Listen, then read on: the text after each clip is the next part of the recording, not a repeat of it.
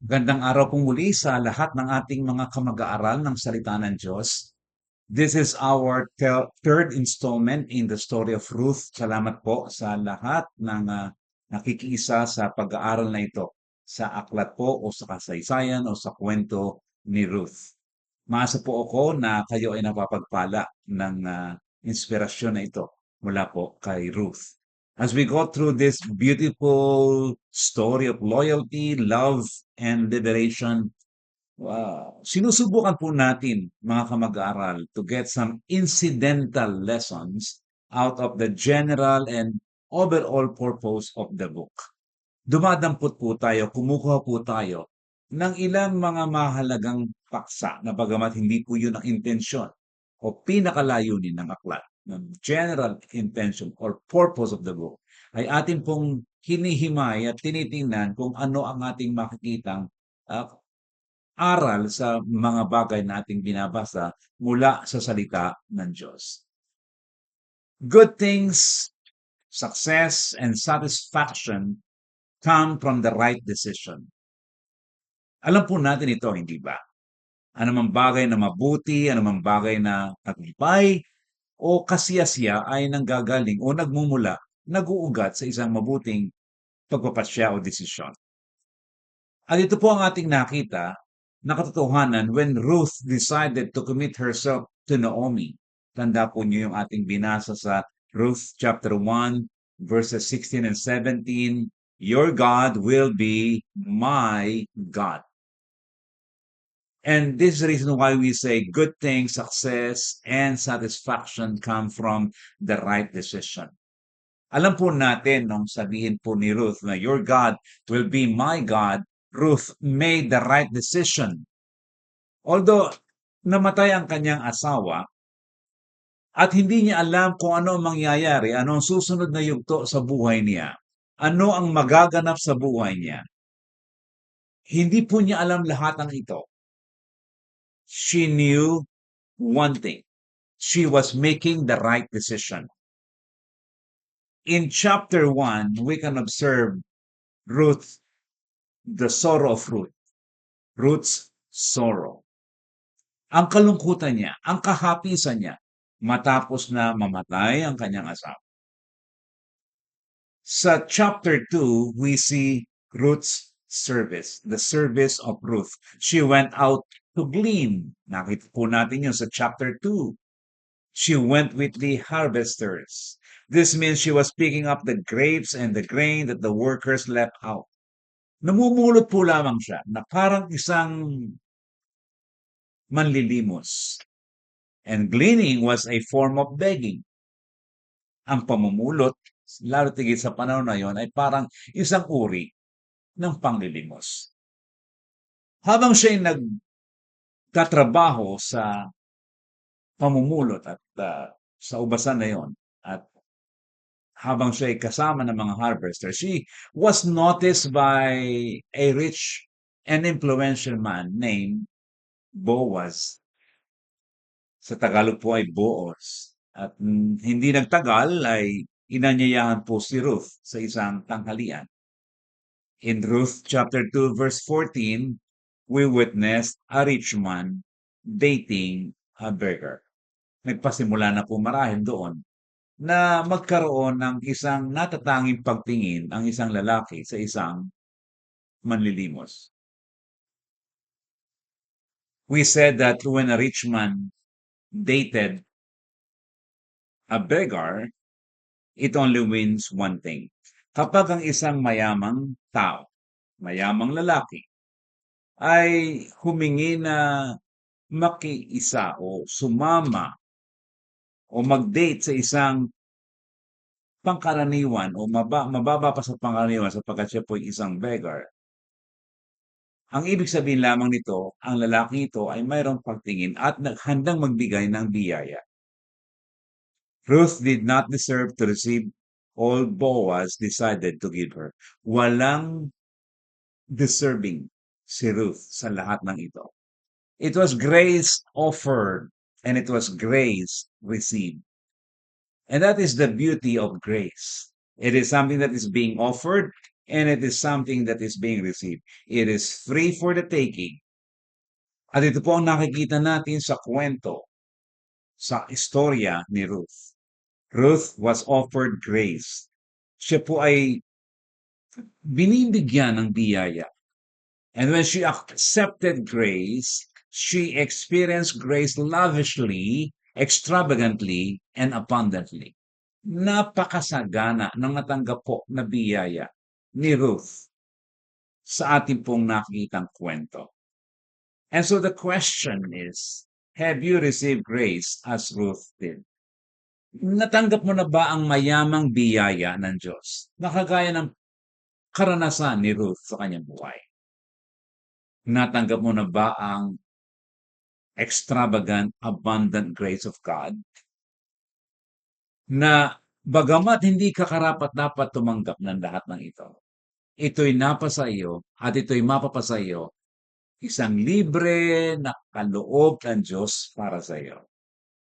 Now, nasa chapter 3 na po tayo ngayon, and the grapes, the barley, and wheat harvest were over. Halos tapos na po yung mga pag-aani. And this means one thing. Food provision for Ruth and Noemi would have to stop.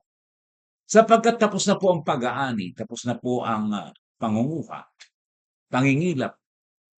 Marahil po sapagkat sila po'y namumulot lamang, ay natatapos na rin po ang provision para kay Ruth at kay Noemi. At parang ganun ang ipinauunawa sa atin ng kwento. But please understand that Ruth and Naomi had no possession and no children to support them. The worst scenario in Israel at that time was to be a widow with no children. At marahil po kahit kailan naman, ay napakabigat po ng isang sitwasyon na ang isang tao ay namatayan ng asawa at walang anak. Kahit po kailan, hindi po lamang sa panahon ng Israel, kundi kahit kailan, ang isang babaeng namatayan ng asawa o lalaki na namatayan ng asawa at walang anak ay isang napakahirap na sitwasyon. Harvest time was over, but Boaz was not making any big step yet or not proposing anything yet to Ruth. Bagamat may nakikita na tayong mga hint o mga clues kay Boaz. Pero parang wala pa rin. Parang malayo pa sa tunay na pagpapahayag ng pag-ibig, sabi nga po. Why was Boaz so slow in making a marriage proposal to Ruth? Just in case he had fallen in love with the woman. Bakit kaya? Was he still giving her time to heal emotionally because of the death of her husband? Siguro, napakaaga pa para magpahayag ako at magparamdam kay Ruth sa loob ni Boaz sapagkat namamatay lang ng kanyang asawa. Marahil, it could not have been the reason for she had been a widow for about 10 years. Kaya, marahil hindi rin naman talaga yun ang dahilan. Sapagkat 10 taon na po ang lumipas. Marahil yun ang iniisip ni Boaz, pero ang 10 taon na hindi maikli upang muli ay mag-asawa si Ruth o humanap ng makakasama sa buhay. So before we go through Ruth chapter 3, let me explain first that we are reading not only Boaz and Ruth love story or love affair. We are reading here God's love story to us, sa atin, sa ating lahat. Ito yung pag-ibig ng Diyos. Ito yung biyaya ng Diyos given to us lavishly, extravagantly, abundantly. All of us are like Ruth. We are all from Moabites, from Moab, a place or a life we should have not been. And we were given opportunities like Orpah and Ruth to make an important decision to go back to Moab or to turn to God. Ruth chapter 1. Lahat po tayo. Lahat po tayo parang Ruth or Orpah, yung isang kasama ni Ruth na taga Moab. Na tayong lahat ay naligaw ng landas. Tayong lahat ay tumalikod sa Diyos. Tayong lahat ay lumaban sa Diyos. Pero may isang babae na kagaya ni Ruth, na bagamat siya'y tumalikod sa Diyos sa nakaraan at malayo sa pag-ibig ng Diyos sa nakaraan, mas pinili niya na manatili kasama ni Naomi at sambahin ang Diyos ng kanyang biyanang babae si Naomi.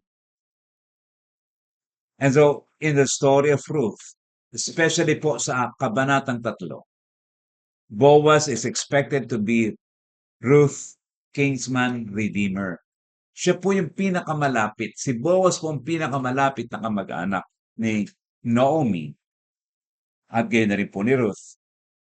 At ang isa pong malapit na kamag-anak, a kinsman redeemer, was a brother who was supposed to buy back the land and the freedom or whatever was lost by the family of the relative because of extreme poverty. Ano man yung nawala sa pamilyang ito sapagkat sobra ang kanilang karanasan, ang kahirapan kanilang naranasan.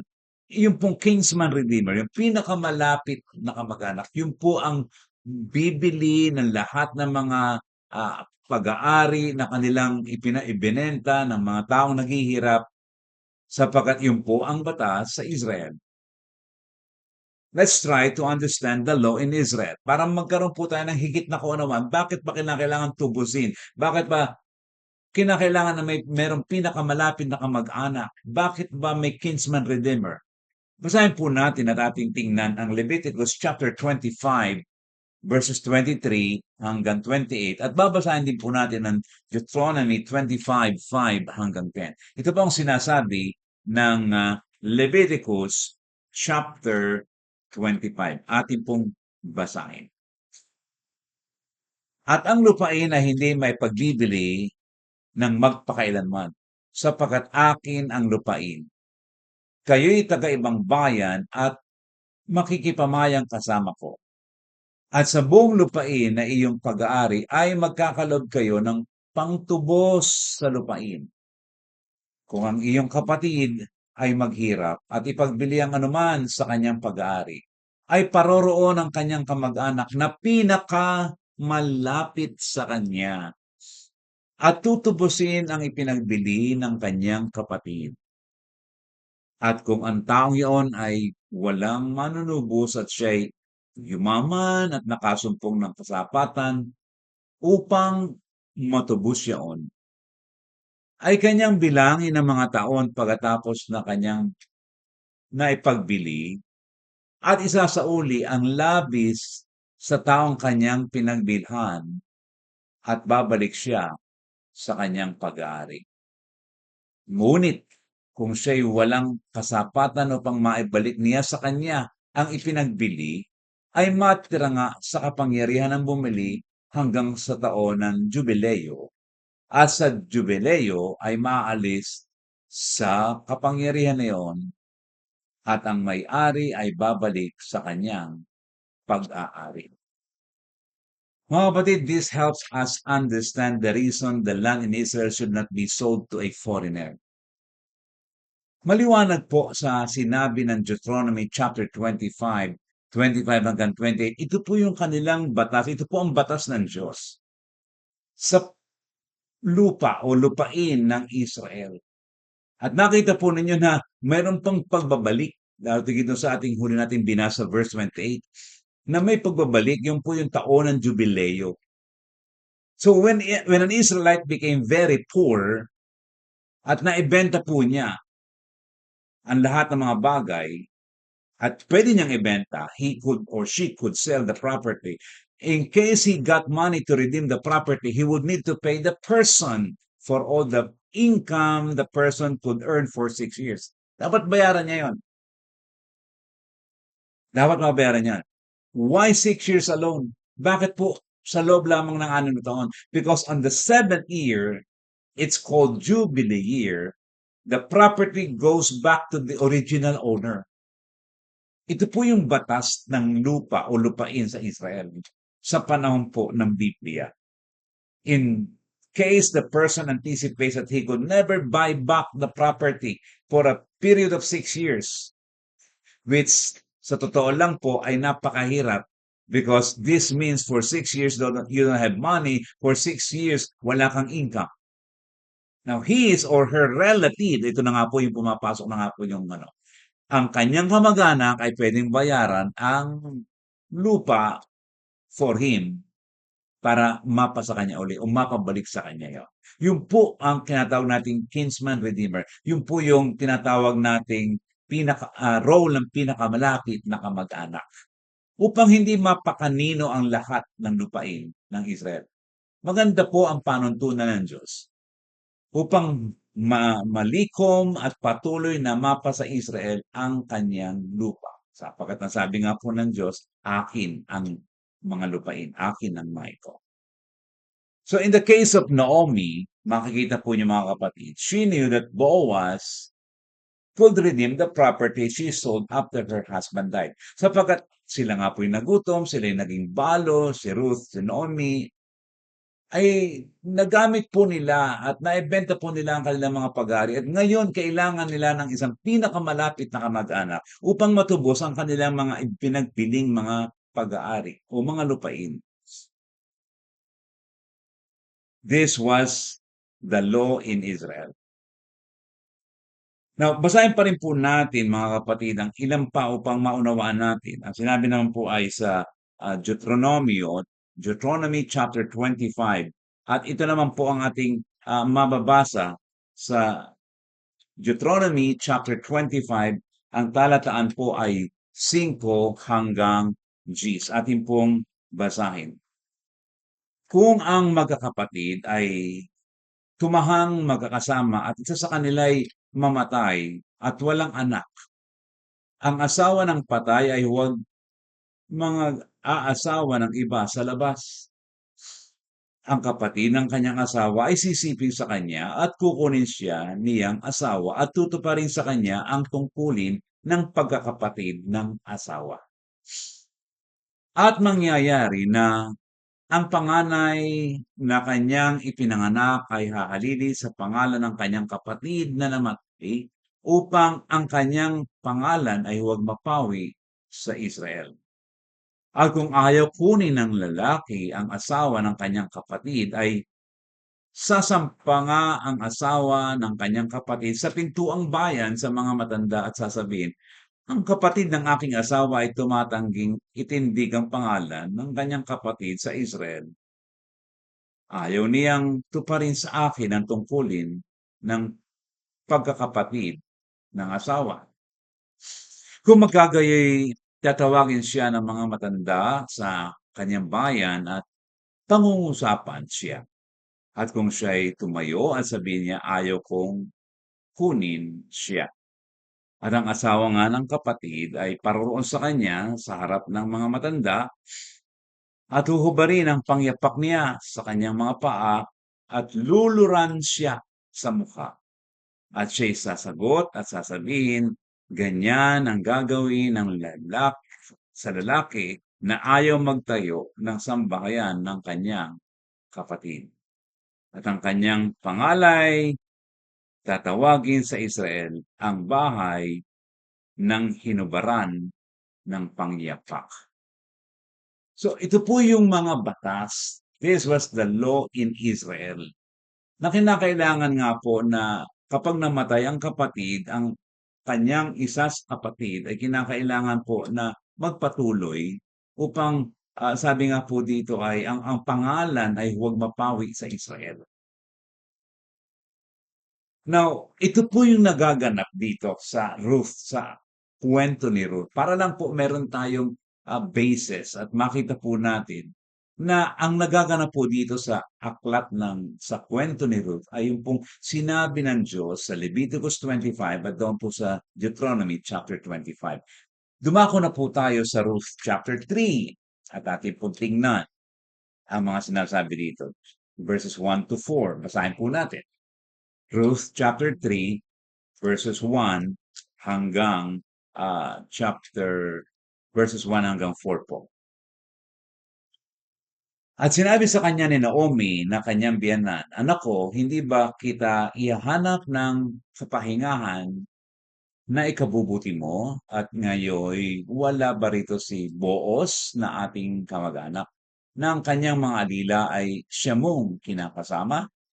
Narito kanyang pahanginan ng sebada ngayong gabi sa giikan.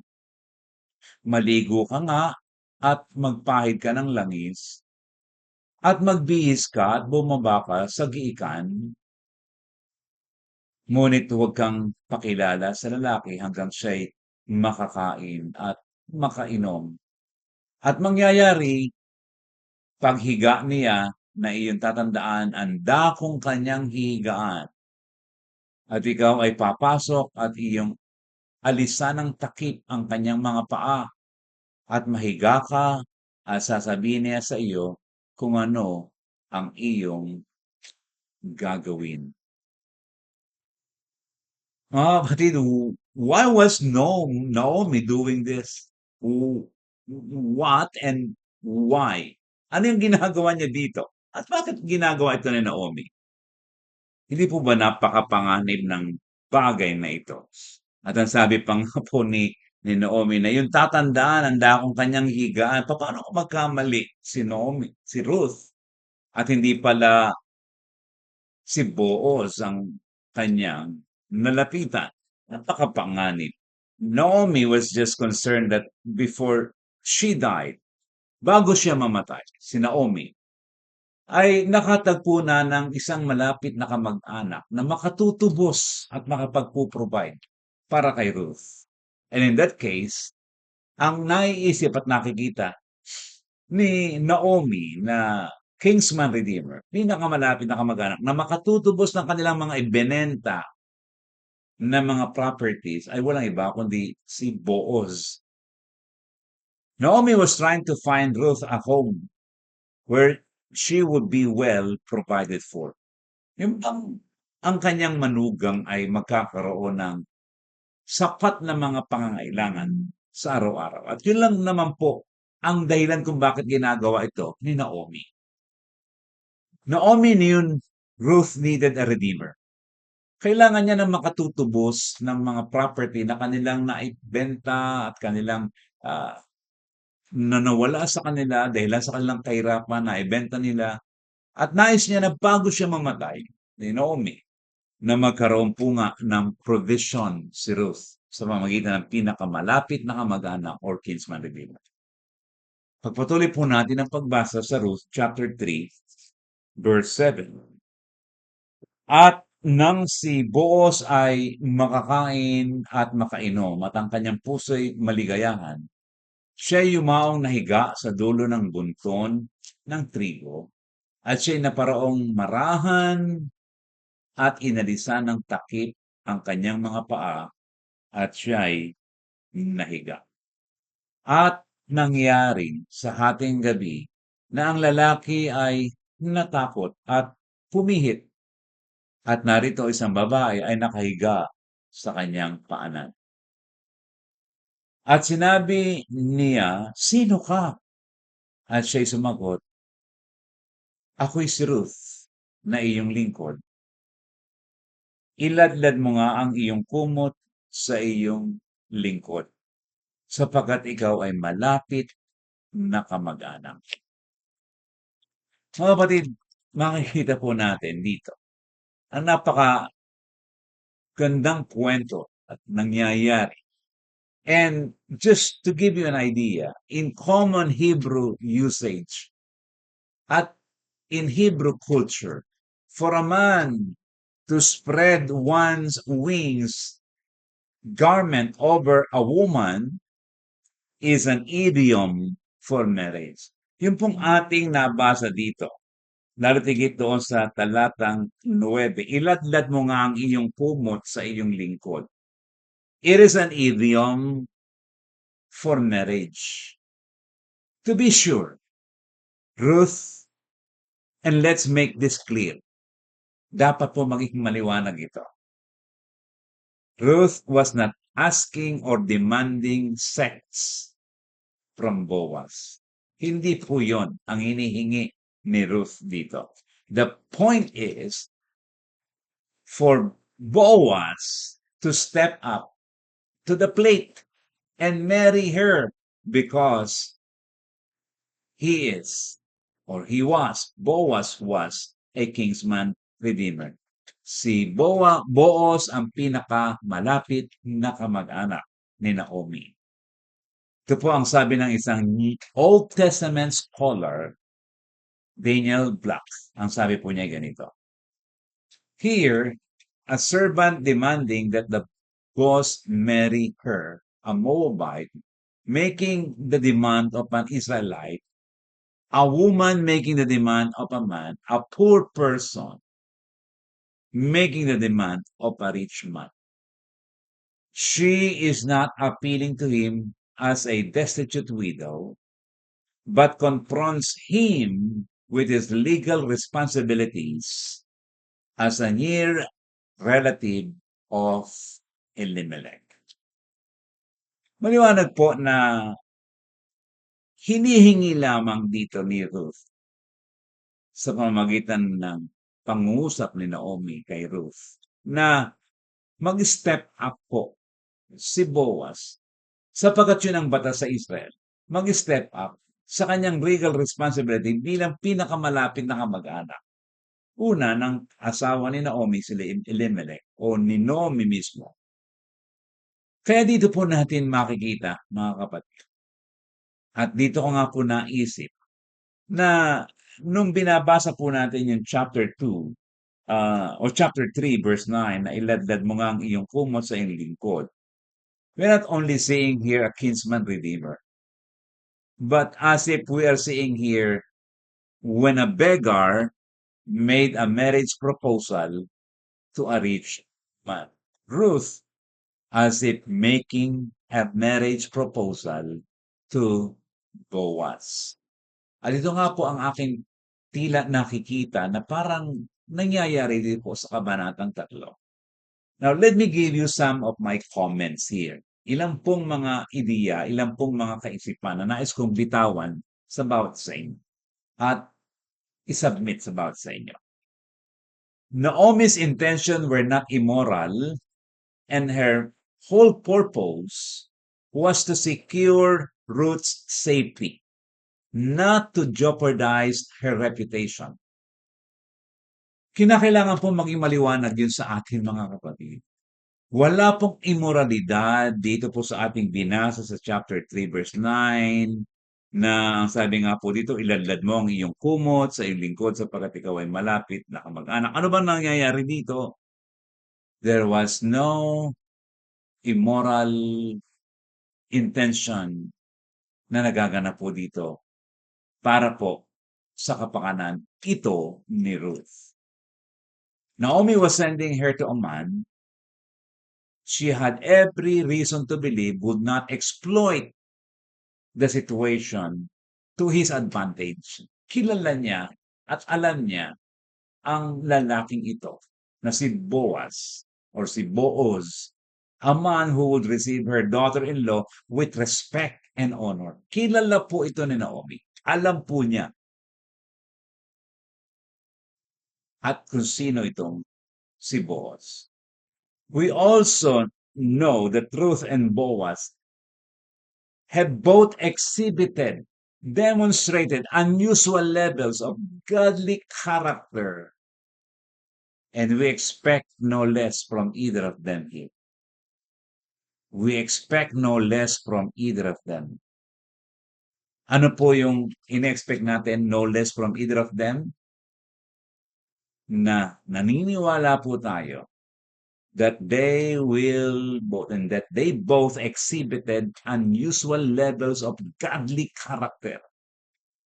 Hindi na po bababa doon sa level na yon yung ating expectation sa kanila. They both exhibited unusual, extraordinary levels of godly character. So yun po ang unang comment ko sa nangyayari po dito sa Ruth chapter 3. Pangalawa pong comment or ideya na gusto ko pong isubmit sa inyo. Boaz and Ruth did not cross the line of committing sexual immorality before marriage. hindi po nagkaroon ng anumang sexual immorality bago ang marriage sa pagitan po ni Ruth at ni Boaz. Atin pong basahin ang Ruth chapter 3 verses 10 hanggang 14, and we will take special notice on verse 12. Ito po ang sinabi, Ruth chapter 3 verses 10 hanggang 14. At kanyang sinabi, pagpalaing ka nawa ng Panginoon, anak ko, ikaw ay nagpakita ng higit na kagandaang loob sa huli kaysa ng una, sa hindi mo pagsunod sa mga bagong tao, maging sa dukha o sa mayaman. At ngayon, anak ko, huwag kang matakot. Gagawin ko sa iyo ang lahat ng iyong sinasabi, sapagkat buong bayan ang ng aking bayan, buong bayan ng aking bayan ay nakakaalam na ikaw ay isang babae may bait. At tunay nga na ako'y kamag-anak na malapit, gayunman ay may kamag-anak na lalong malapit kaysa akin. Maghintay ka ngayong gabi at mangyayari sa kinaumagahan na kung kaniyang tutuparin sa iyo ang bahagi ng pagkakamag-anak ay mabuti. Gawin niya ang bahagi ng pagkakamag-anak. Ngunit kung di niya gagawin ang bahagi ng pagkakamag-anak sa iyo, ay gagawin ko nga ang bahagi ng pagkakamag-anak sa iyo kung paano ang Panginoon ay nabubuhay. Mahiga ka nga hanggang kinaumagahan. At siya'y nahiga sa kanyang paanan hanggang kinaumagahan, at siya'y bumangong maaga bago magkakilala ang isa't isa, sapagkat kanyang sinabi, huwag maalaman na ang babae ay naparoon sa giikan. At alam po ba ninyo kung bakit ayaw malaman na ang babae ay naparoon sa giikan? Sapagkat noon din po mga panahon na yon, mga kamag-aral. Usually po sa panahon ng pag-aani ay may ilan po na mga women in prostitution na sapagkat natapos na po ang giikan, pag-aani, ay sila po ay dumadayo sa mga kalalakihan upang makisiping. Kaya hindi po ito tila nagkaroon ng magandang reputasyon. Pero sabi ko nga po sa inyo kanina, Boaz and Ruth did not cross the line of committing sexual immorality before marriage. Wala pong nothing was jeopardized in Ruth's reputation. Naomi was sending her to a man she had every reason to believe na he would not exploit Ruth to his advantage. At yun po ang nakikita natin dito mga kapatid. And notice verse 12 na sabi ko nga po sa inyo kanina, na sabi lang ni Boaz, tunay nga na ako'y kamag-anak na malapit, ngayon ay may kamag-anak na lalong malapit kaysa akin. Alam po ni Boaz ang kanyang responsibilidad as a kinsman redeemer. And as a man of character, Boaz will never turn away from or escape his legal responsibility of being a kinsman redeemer. Hindi po siya tatakas sa kanyang pananagutan. He was a man of integrity. Siya isang malapit na kamag-anak, pero sabi niya, tingnan muna natin. There is a kinsman redeemer nearer than I. And Boaz was stating a fact. Kasi ang sabi nga po ng verse 12, at tunay nga na ako'y kamag-anak na malapit. Gayunman ay may kamag-anak na lalong malapit kaysa akin. So Boaz was saying, don't miss this. I needed to find out if that kinsman redeemer, yung pinakamalapit na kamag-anak, is willing to be one. Kung handa niyang tubusin. If not, I will be willing to be the kinsman redeemer. Kaya sabi niya, ngunit kung di niya gagawin ang bahagi, sabi dito, kung niya gagawin ang bahagi ng pagkakamag-anak sa iyo, ay gagawin ko nga ang bahagi ng pagkakamag-anak sa iyo. kung paano ang Panginoon ay nabubuhay. We can see the generosity of Boaz that he did not send Ruth home or to her mother-in-law, to be specific, without providing her substantial amount of food. At alam po ba ninyo na ang ipinadala ni Boaz sa panahon na yon kay Naomi pag-uwi ni Ruth, it was estimated around 60 to 100 pounds of food. Napakarami po noon. 60 to 100 pounds.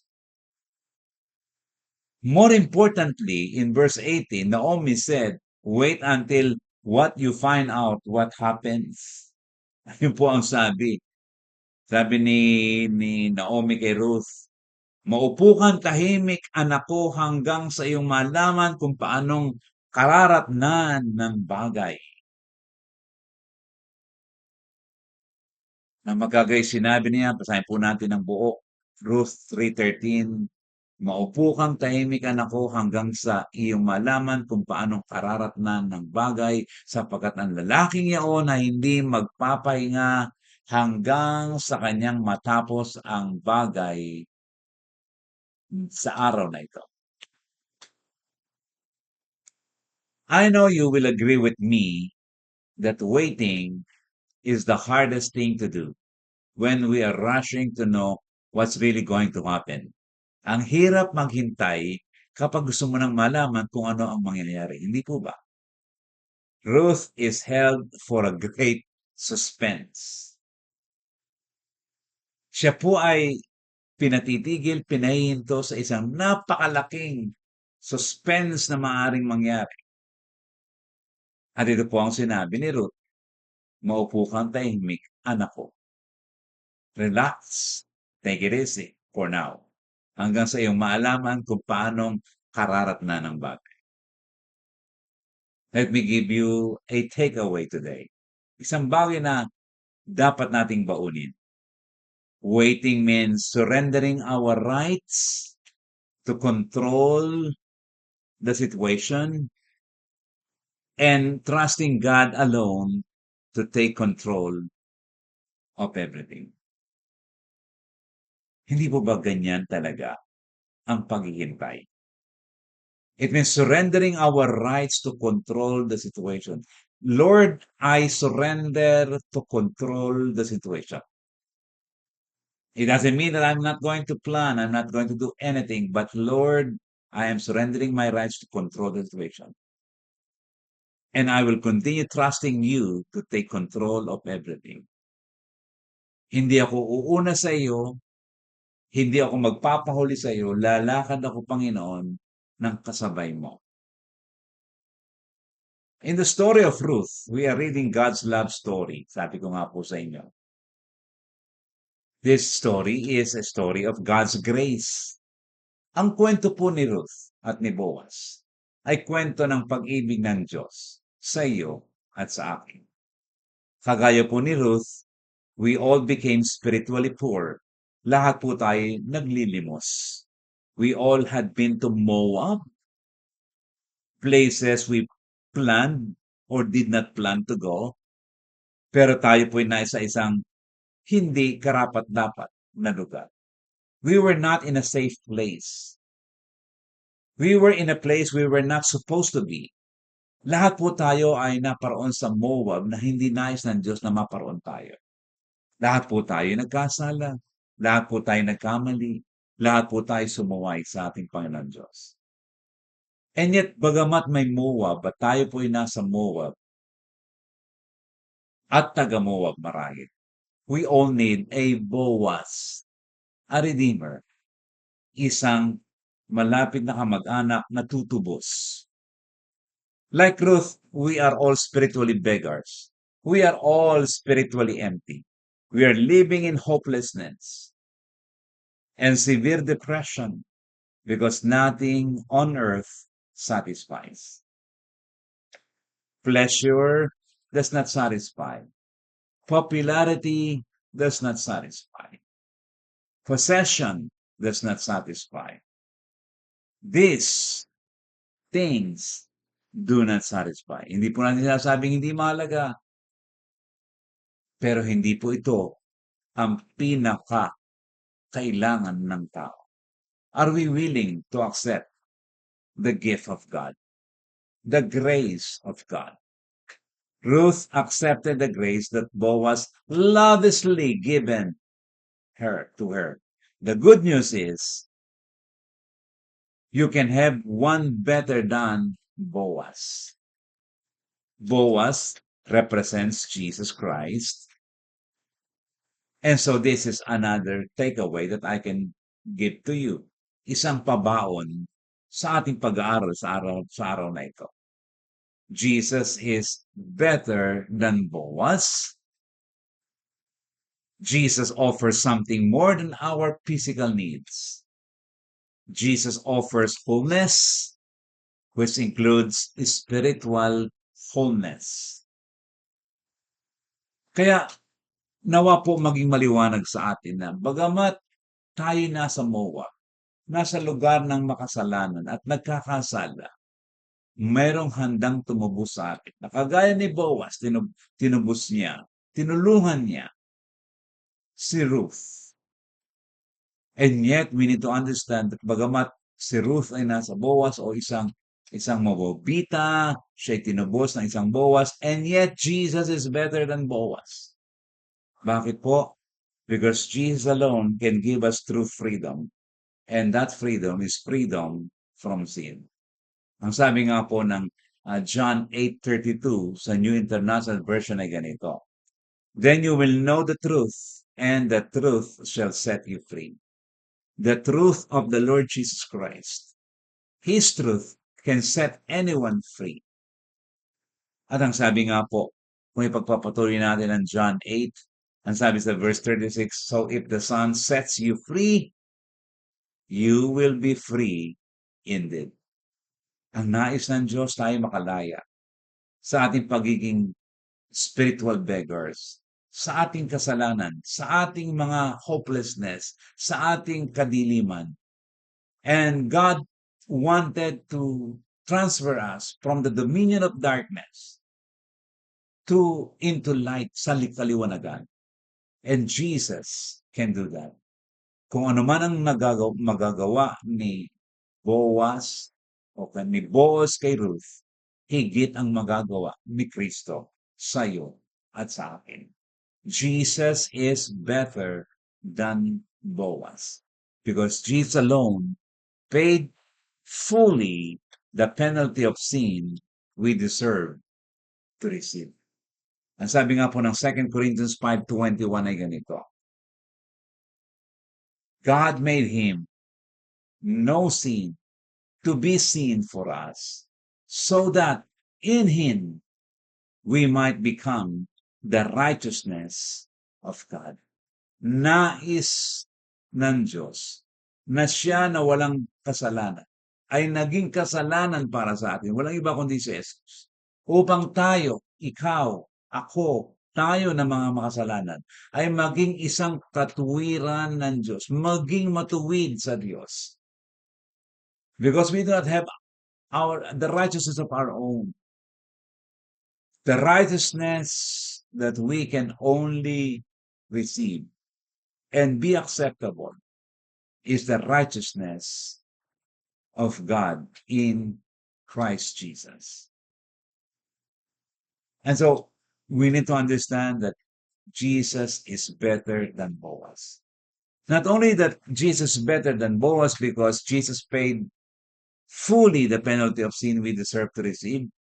Another reason kung bakit po Jesus is better than Boaz is that Jesus alone is the mediator between God and man and the only ransom for all. Walang ibang tagapamagitan sa Diyos at sa tao liban kay Jesus. Sabi nga po ng unang Timoteos 2:5 hanggang 6 ay ganito po ang ating mababasa. 1 Timothy chapter 2 verses 5 hanggang 6. For there is one God and one mediator between God and man, the man Christ Jesus, who gave himself as a ransom for all men, the testimony given in its proper time. Meron po lamang isang tagapamagitan sa Diyos at sa tao. Walang iba kundi si Jesucristo, na siyang naging kabayaran, pambayad sa lahat ng ating kasalanan. And this is the reason Jesus is better than Boaz. Napakaganda ng ginawa ni Boaz kay Ruth at marami pang makikita tayo sa susunod na ating pag-aaral sa kwento nito. Pero Boaz is or was simply a representation of Jesus Christ. But Jesus is better than Boaz. Napakagandang kwento ng pag-ibig. Pero mas maganda ang kwento ng pag-ibig ng Diyos sa atin na mga makasalanan. Umaasa po ang inyong lingkod, ang inyong kamag-aaral na tayo po lahat ay natututo at nakakapulot ng mga aral na maaari po nating iangkop sa ating mga sarili. At kung ikaw ay hindi pa tumatanggap ng biyaya na sabi nga po natin, this grace is so extravagant, it's so abundant, bakit hindi mo tanggapin ang pagliligtas, ang pagsakop ni Jesus na ang kanyang iniaalok? Grace is being offered. Are we gonna receive that grace? Muli po, mga kamag-aral, maraming salamat po sa ating pag-aaral at pagbulay-bulay ng salita ng Diyos. Ating pong patuloy na pinasasalamatan ng bawat isa, ang lahat po ng ating kasama dito sa Maniwala Team. Maraming pong salamat sa inyong patuloy na pagtulong, pagsuporta, panalangin, at sa lahat po ng ating mga kamag-aral. Thank you. Salamat po sapagkat patuloy namin kayo nakakasama. Pare-pareho po tayong natututo ng salita ng Diyos. At patuloy natin ibinibigay ang papuri sa Diyos sa lahat ng ito. Hanggang sa muli po, ang inyong lingkod, Jonathan Oriliasa.